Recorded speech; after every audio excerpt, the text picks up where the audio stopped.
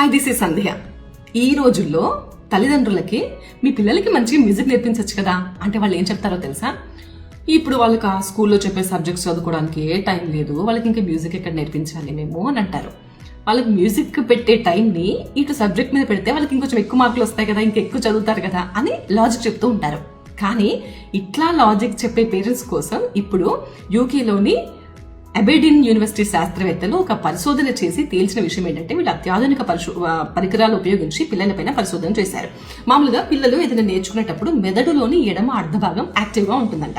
అయితే మిగతా పిల్లలతో కంపేర్ చేస్తే ఈ మ్యూజిక్ నేర్చుకుంటున్న పిల్లలకు ఆ ఎడమ అర్ధభాగం అనేది ఇంకా ఎక్కువ యాక్టివ్గా ఉంటుందంట. అండ్ ఈ పిల్లలు మిగతా పిల్లల కంటే చాలా క్విక్గా నేర్చుకుంటున్నారంట, వాళ్ళకంటే వీళ్ళు ముందంజలో ఉన్నారంట.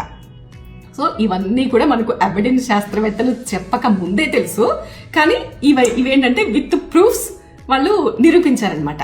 సో ఇప్పుడు నేను చెప్పేది ఏంటంటే, పేరెంట్స్కి టైం ఉన్నా లేకపోయినా ఉన్న ఆ కాస్త టైంలోనే పిల్లలకి మ్యూజిక్ నేర్పిస్తే వాళ్ళు చదువుని కూడా చాలా శ్రద్ధగా నేర్చుకుంటారు, వాళ్ళకి సబ్జెక్ట్ నాలెడ్జ్ కూడా పెరుగుతుంది, నేర్చుకునే విషయం అనేది చాలా ఈజీగా అలవాటు అవుతుంది.